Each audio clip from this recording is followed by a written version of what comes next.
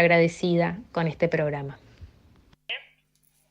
Bueno, en el programa les hemos estado compartiendo estas últimas semanas varios informes, varias cifras de los ajustes, del desmantelamiento de áreas enteras en el Estado, la política fuertemente antitrabajadora, antipobre, anticlase media, antipatria que se está llevando a cabo y en particular, como sucede siempre con muchísimo impacto en las mujeres y las diversidades. De esto y mucho más vamos a estar charlando con una amiga, con una aliada de este programa, a quien le agradecemos que otra vez esté con nosotros. Bienvenida, la diputada nacional Mónica Macha, a Las Brujas que Salen. Hola, ¿qué tal? Buenas tardes, gracias por la invitación. No, por favor, la verdad que nos interesa muchísimo tener tu mirada. Venimos de un marzo con un 8M, con un 24M, con movilizaciones masivas, con reclamos, bueno, a montones. Este último tiempo escuché, seguramente a vos posiblemente también te haya pasado, a muchos hablar de ese famoso poema, ¿no? Primero vinieron por los socialistas y yo no dije nada porque yo no era socialista, luego por los sindicalistas, ¿no? Y yo no dije nada, ¿no? Ese poema. Y uno, la verdad, que ve la reacción de cada uno cuando le toca, pero pareciera que faltara reunirnos todos un poco como sociedad para hacer un frente común. Y quizás lo mismo se ve de afuera, que pasa con la oposición política a todas estas medidas. Todos como que se alarman, se indignan, pero todavía uno ve una oposición tirando como cada uno por su lado. ¿Cómo vos, con esta experiencia política que tenés de hace tantos años, estás viendo esta situación? Yo creo que, bueno, coincido con vos en esto de observar que hay como reclamos que todavía no están articulados, ¿no? Como que hay distintos reclamos. Hoy salieron los docentes, el paro nacional en universidades y escuelas. Lo vimos cuando trabajamos, por ejemplo, sobre la ley Ómnibus. Uh-huh. Cada colectivo que se acercaba al Congreso y sobre todo al bloque de Unión por la Patria para ser escuchado y para plantear en qué contexto o en qué cuestiones concretamente la ley Ómnibus nos afectaba. Entonces el sector de la cultura, uh-huh, el área de salud mental, los sanitaristas, el INADI, bueno, como cada espacio fue planteando y fuimos escuchando y pensando estrategias también en común, los inquilinos ni hablar, que es un colectivo que hoy está muy golpeado, pero sí creo que falta esa articulación donde la salida sea una salida o un reclamo de un modo más articulado, porque en definitiva cada acción de Milei no es una acción fragmentada. Él, uh-huh, va por todo el país, por toda nuestra identidad, por toda nuestra construcción cultural, por nuestra economía. O sea, avanza ya sea por proyectos de ley que pueden no salirle, pero avanza por decretos, avanza en la práctica, destruyendo todo, sin ningún miramiento. Nosotros quedamos como impactados de cómo, y esto también, y el ANSES, uh-huh, y aerolíneas, y toda esta situación. Yo creo que es también un momento en donde ese descontento tiene que madurar, ¿no? Como que le falta tal vez esta cuestión de poder encontrarnos todos y todas y poder asumir que esta política, así como está pensada, como está encarada, va en contra de la Argentina. Uh-huh. Entonces, que es de punta a punta y donde hay una idea de destrucción del Estado que hasta ahora nos ha generado como determinadas condiciones de vida. Un Estado que seguro hay que transformar, que hay que problematizar, que nosotros también como espacio popular tenemos que dar cuenta de dónde este Estado es eficaz y dónde no lo es para poder transformarlo, pero sobre la base de su sostenimiento, no de la destrucción. Totalmente. Entonces me parece que en ese sentido, sí, nos queda por delante esa posibilidad de unificar luchas, ¿no? De tejer cada reclamo y cada descontento como un único descontento. Me parece que esa es la tarea tal vez de este tiempo. Totalmente. Y me hablaste así un poco de esto de la ley Ómnibus, del famoso DNU, que todavía no podemos creer que todavía esté vigente. Y este periodo volvés a presidir la Comisión de Mujeres y Diversidad de la Cámara de Diputados con una legislatura que quiero que nos cuentes un poco cómo está, ¿no? Si hay lugar para los diálogos, para los consensos, para los proyectos. Bueno, es un armado, la Cámara de Diputados tiene un armado que es que en principio que es el que definió el pueblo, ¿no? Uh-huh. Porque las condiciones que nosotros tenemos hoy de posibilidad de consenso, de discusión, de acuerdos y demás, está o sea, digamos, ¿en qué se basa? ¿Cuál es, o por qué es así? Bueno, porque el pueblo cuando tuvo que elegir en octubre, especialmente antes del balotaje, sino en el momento de la elección general, eligió una Cámara que tiene una composición muy heterogénea. Sí. Entonces, donde ningún bloque llega al quórum solo, donde para poder avanzar en algún proyecto de ley necesitamos sí o sí a poder construir acuerdos y consensos para poder aprobar, o en el caso del DNU, para poder rechazar el DNU necesitamos esos consensos. Hoy nuestro bloque de Unión por la Patria es la minoría más grande, somos 99, pero bueno, obviamente para cada cosa que necesitamos, que es una minoría simple, se necesitan 129 votos. Sí. Nosotros estamos 30 votos abajo, que obviamente la izquierda vota en general en la misma línea que nosotros, así que podríamos contarlo como en ese mismo número común, pero siguen faltando 20 y pico de votos. Entonces, hoy esa diferencia la marcan otros bloques, el bloque de Pichetto, el bloque de Innovación Federal, como que hay otros, el de Pichetto son creo que 22 diputados y diputadas, pero bueno, teniendo en cuenta que en general Juntos por el Cambio vota con La Libertad Avanza, ahí armaron un bloque, sí. o sea, no un bloque, o sea, son dos bloques, pero sí construyen consenso. Claro. A eso voy, ¿no? Entonces logran ahí como tener determinadas alianzas que bueno, es un poco la tensión que se vive permanentemente cuando hay sesión, y bueno, y ahora que empiezan a funcionar las comisiones, seguramente también se va a ver ahí. La posibilidad de tejer acuerdos y consensos es una característica y una condición del trabajo legislativo.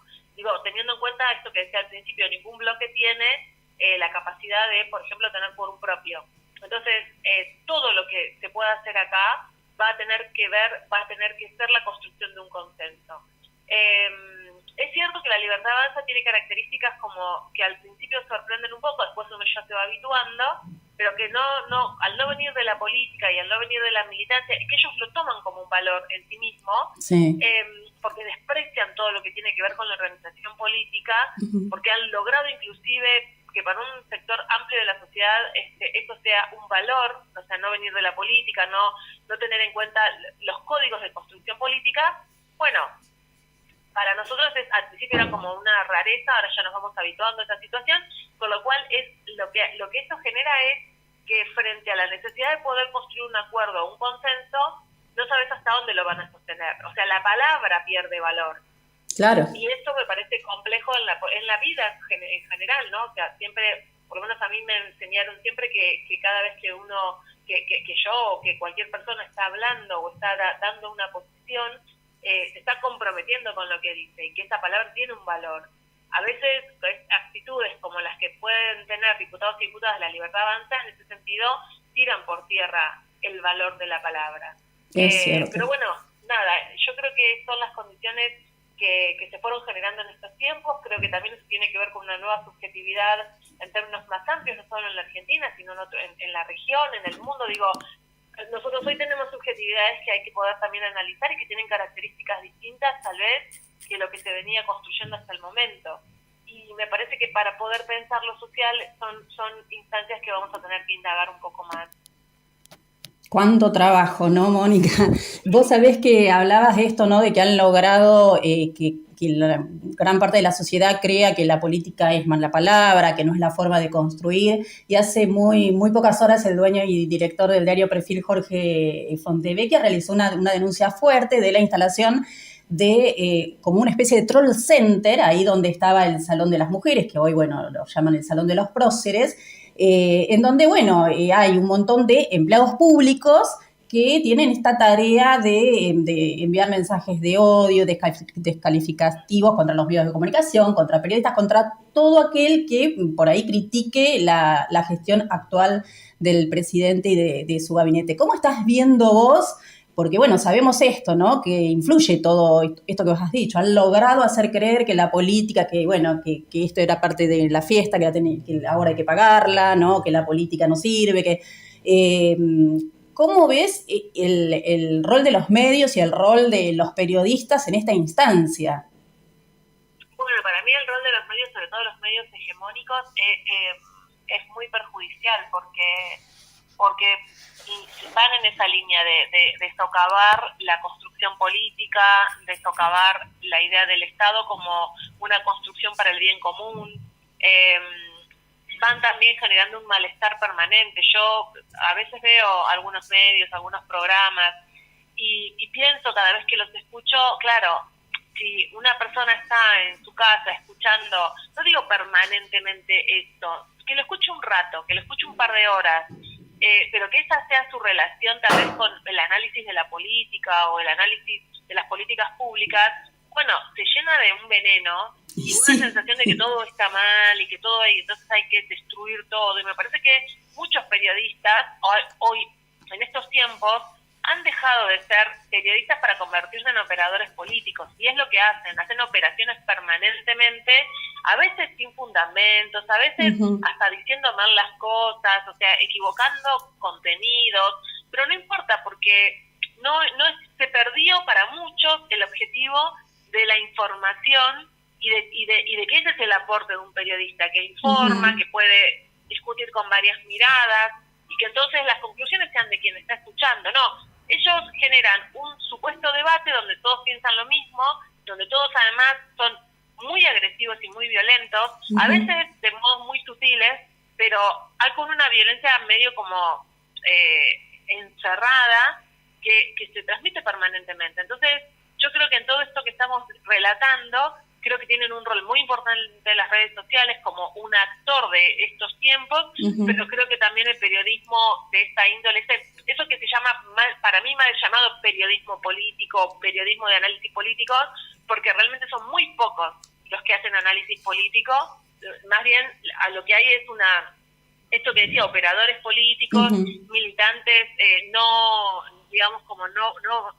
asumidos, no explícitos de la política que lleva dentro del gobierno, pero que son militantes de esta política, sin duda. Es cierto. Bueno, y te escucho y vos sabés que quiero aprovechar tu rol multifacético, ¿viste? Las mujeres no somos madres, somos políticas, en tu caso también sos licenciada en psicología, y la verdad que uno tiene una sensación de que lo que está ocurriendo es parte como de una película de terror, ¿no? Que va contra todo mandato constitucional. Estamos viendo estos días despedir personas que entraron por el cupo laboral trans o el cupo por discapacidad, el ajuste sobre los jubilados, que sabemos con la feminización de la vejez, la gran mayoría de los adultos mayores son mujeres, el vaciamiento incluso de recursos para prevenir las violencias o para acompañar incluso a quienes quieren maternar, ¿no? Pareciera como un genocidio, como una masacre planificada así a cuentagotas, ¿no? O sea, que si te tienen que matar, un violento que te mate, ¿qué va a hacer, no? Que si no podés comprar los remedios o no podés comer, y bueno, tendrás que morirte. Si te pica un mosquito, te agarra dengue, bueno, ¿no? Vos sos también licenciada en psicología, estás hablando de esta situación, ¿no? De que uno ve la televisión y realmente uno, ¿no? Si tuviera un arma tiene ganas de suicidarse, ¿no?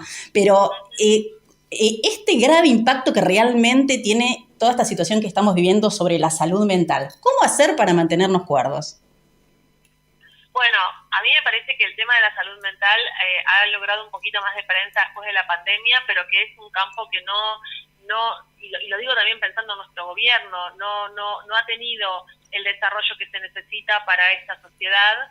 Creo que hay cuestiones que estamos, tal vez con las que nos estamos encontrando y que tienen que ver con todo el proceso de pandemia, con todo lo que se movió en estos tiempos de no saber, de tanta incertidumbre, de estar tal vez mucho tiempo en casa, pero que al mismo tiempo era necesario para poder cortar los contagios.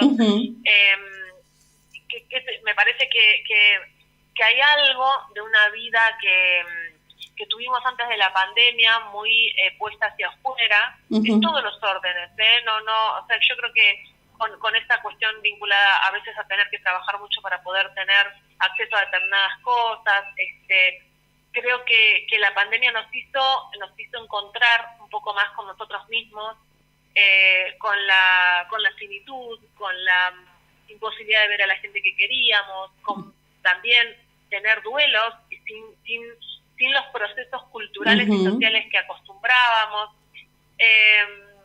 Eso conjunto con las redes sociales me parece que ha generado como una situación en nuestra salud mental muy compleja, que no, y al mismo tiempo que me escucho pienso, no es solamente eso, ¿no? Yo creo que después de la dictadura militar tampoco logramos recomponer los lazos sociales. Hubo instancias y hubo todo un proceso, y creo que el proceso de memoria, verdad y justicia en esto tiene mucho que ver, pero que no se llegó a, digamos, de algún modo a elaborar de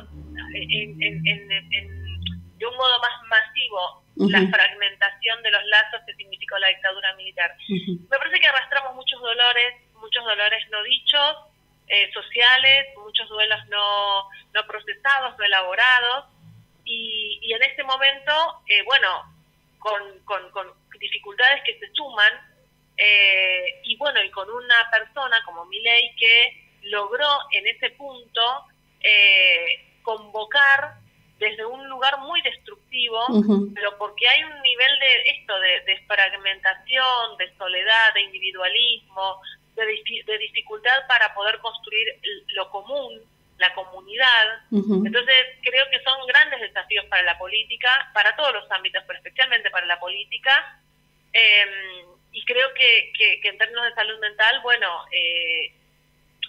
como que tenemos una convivencia con muchas personas muy rotas, ¿no? O sea, y eso hace que a veces se generen situaciones que no son las más saludables, y son las que tienen más en cuenta lo que le pasa al otro, la posibilidad de construir desde la empatía, y no porque estamos muy rotos. Entonces, que no, o sea, cómo buscamos procesos comunitarios y culturales que nos permitan encontrarnos desde otro lugar y poder elaborar eso, me parece que es el desafío de esta época. Cuántos desafíos, Mónica. Te agradezco muchísimo todas estas reflexiones, te agradezco tu tiempo. No quiero irme sin preguntarte, porque estás en la política hace un montón de tiempo, pero fundamentalmente dentro de la política estás en la militancia de los derechos humanos y fundamentalmente del feminismo.